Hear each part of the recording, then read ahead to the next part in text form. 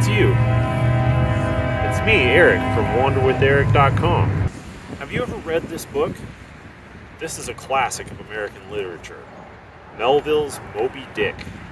If you haven't read it, I could sum it up in one sentence for you. Moby Dick was a sperm whale who swallowed semen. Seriously though, it's a great book, and you should check it out if you're interested in maritime history. And this place is one of the places where it all happened. New Bedford was one of the premier whaling ports of the northeastern United States in the 1800s. Whaling boats no longer sail out of here now, but 100 years ago it was a different story.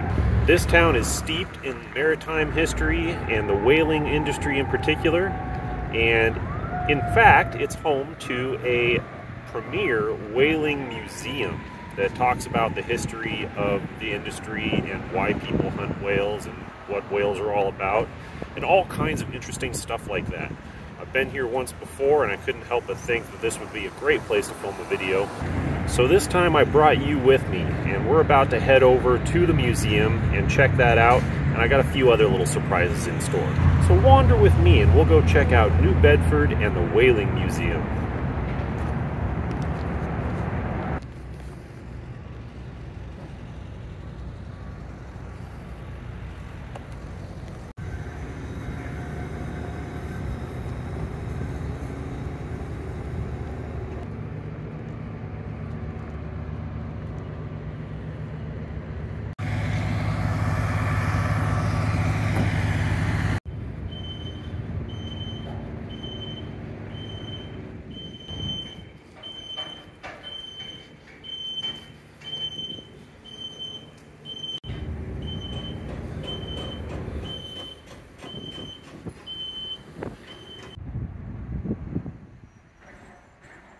I encountered a salty dog down here who informed me that most of these boats are going out for scallops. Some of them have drag nets that they drag behind for other types of fish, but he said most of them are going for scallops, or scallops as they call them around here. Several blocks of the old downtown and waterfront have been federally protected as New Bedford Whaling National Historical Park. During my visit, I focused on the whaling history, but there's a lot more to see here too.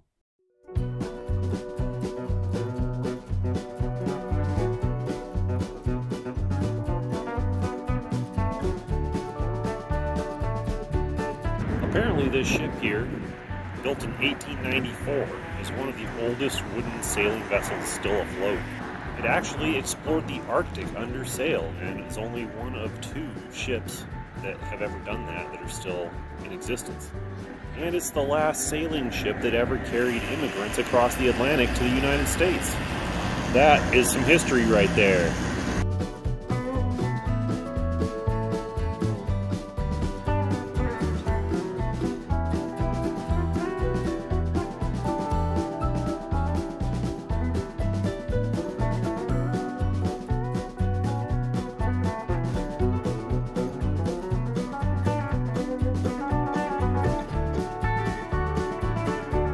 The old cobblestone streets remind a visitor that they are literally walking in the footsteps of history.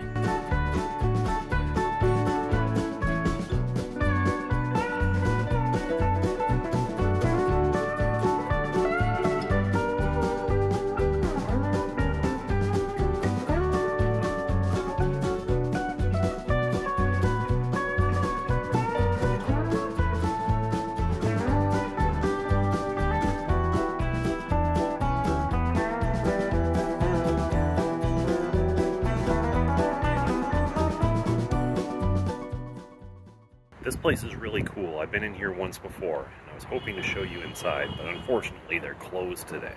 However, I do have a few old photos from the previous time I was here. Melville actually visited this chapel during his own time as a whaleman before writing Moby Dick, and this inspired the whaleman's chapel scene in the book. The pulpit shaped like a ship's bow was Melville's invention, but was later added to the chapel as a tribute to the author.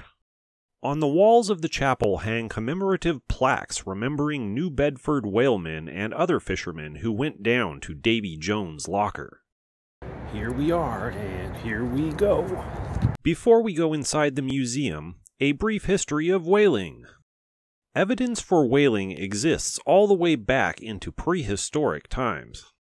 By medieval times, whaling had become an organized industry. By the early modern period, whaling was big business. The peak of American whaling was in the 1850s. Around this time, the introduction of the exploding harpoon made whale harvesting much more efficient. However, it was also in the 1850s that kerosene came onto the stage.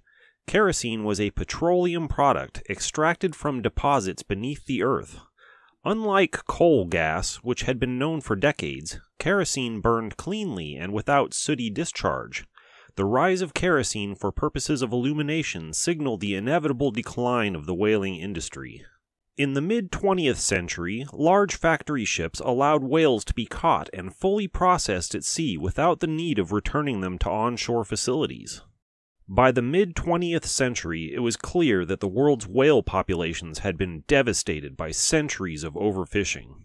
In 1969, many countries voluntarily stopped whaling. This led to a wider international ban in 1986.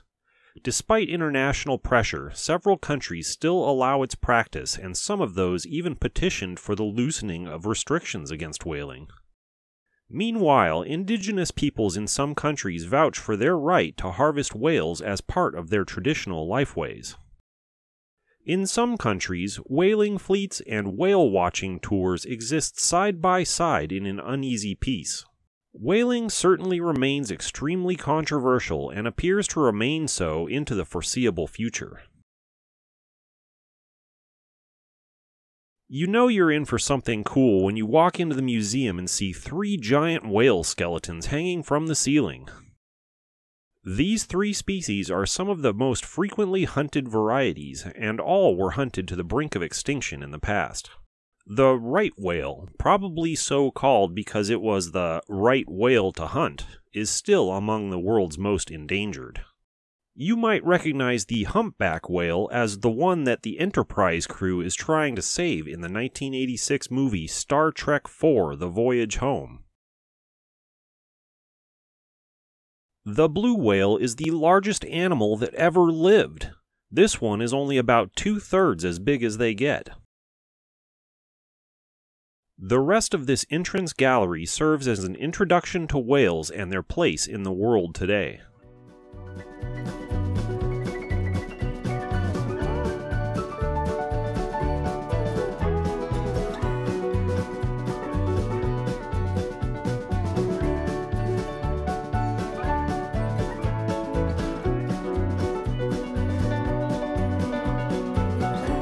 In the adjacent theater, I took in a 3D documentary about Antarctica that was pretty fascinating. I might have to wander there someday. Next, I went upstairs where I found an exhibit about how whales are studied.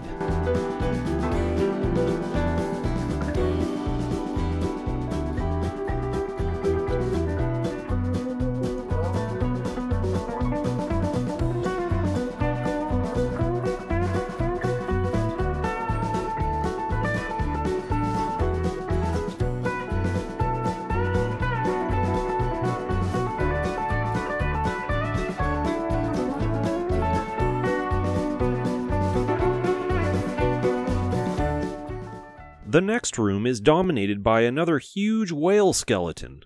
This one is a sperm whale, the type of the titular whale in Melville's Moby Dick. A cavity inside this whale's head houses a substance called spermaceti, so called because early whalers thought it resembled sperm. This waxy substance, which helps the whale echolocate, was prized for use in cosmetics, textiles, and candles. Also useful was the oil obtained by rendering the whale's blubber. The rest of the gallery focuses on whaling practices by specific cultures around the world, from early times into the heyday of commercial whaling,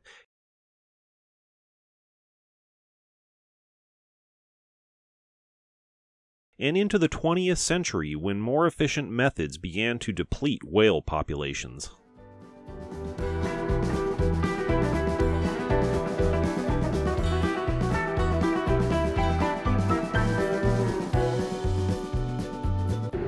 This is the Lagoda, the world's largest model ship.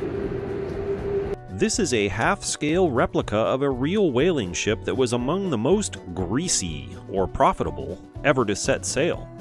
The real vessel operated out of New Bedford from the 1840s to 1880s. This model was purpose-built inside this gallery in 1915.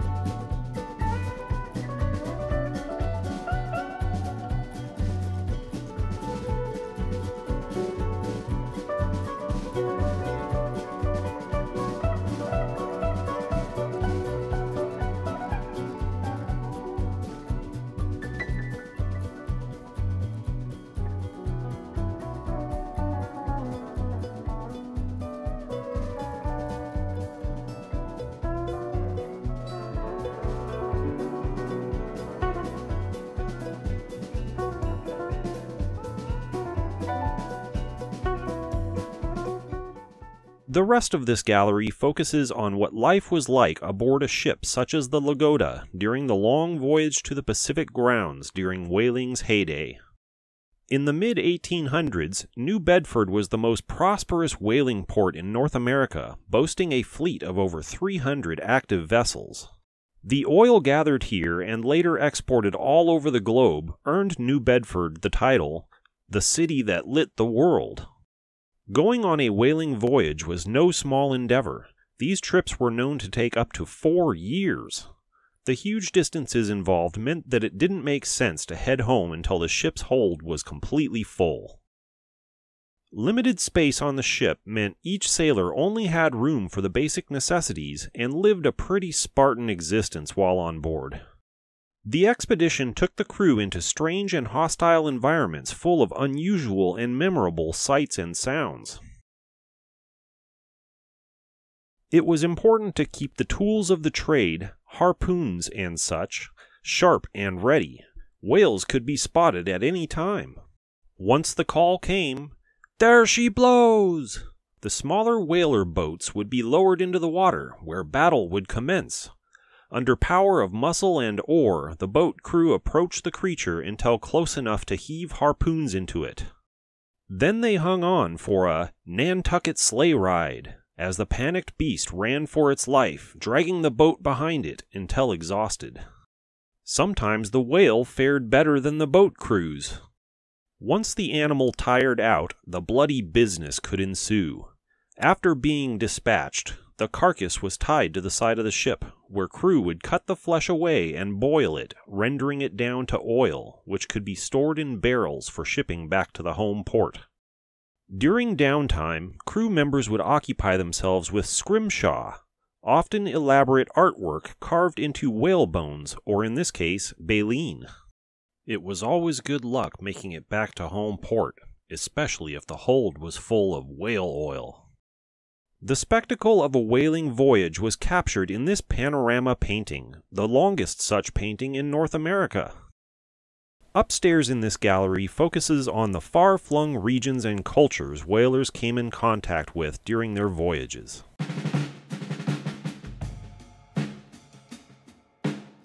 Cuckoo, cachoo.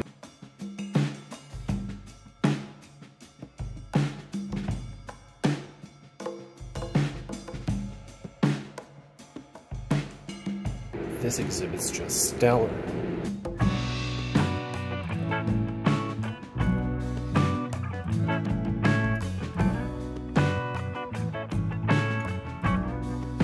That's not very nice. The Cape Verde Islands, just off the northwest coast of Africa, has a rich whaling history which is intertwined with that of New Bedford. This model is of the Ernestina, the ship we saw down at the waterfront at the beginning of the video.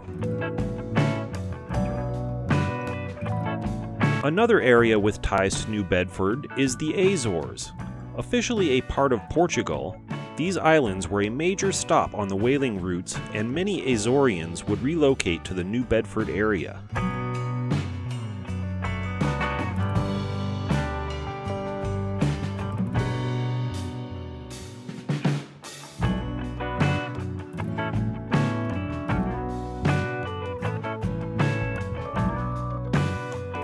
There is the dock and port area that we were at earlier. Out there is the great wide Atlantic. There are a number of smaller galleries related to whaling also. This one focuses on East Asia.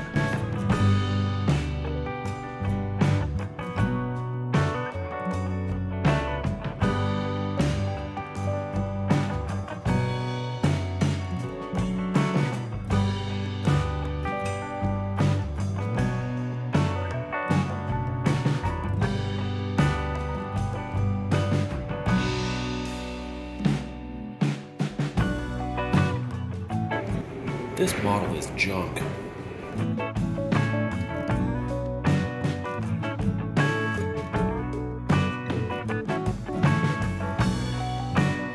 The Herman Melville Room houses an exhibit on polar bears and the Arctic.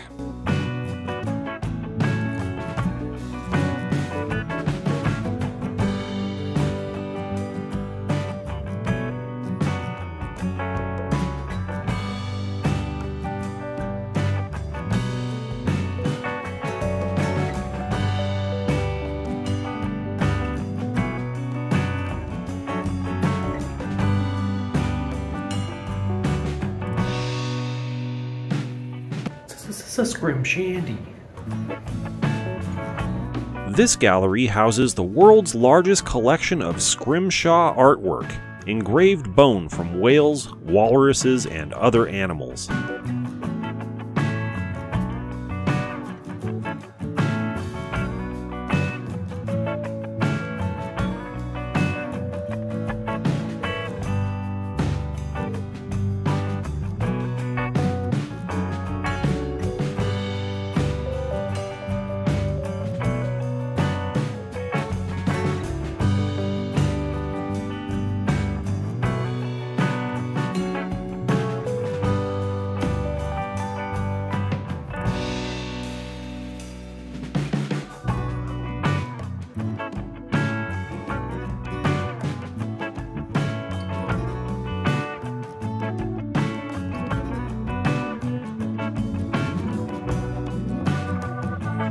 There's a lot more to the museum than just whales.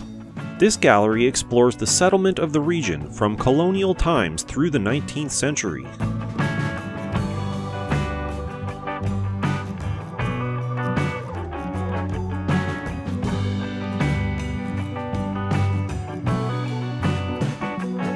As the whaling industry declined, the textile industry arose. This gallery examines the industrial era history of the region.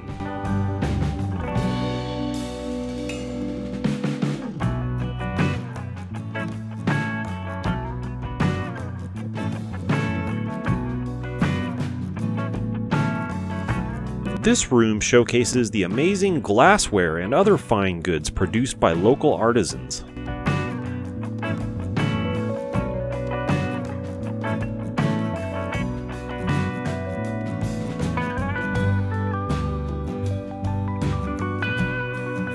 There's even an exhibit here about 19th century landscape paintings.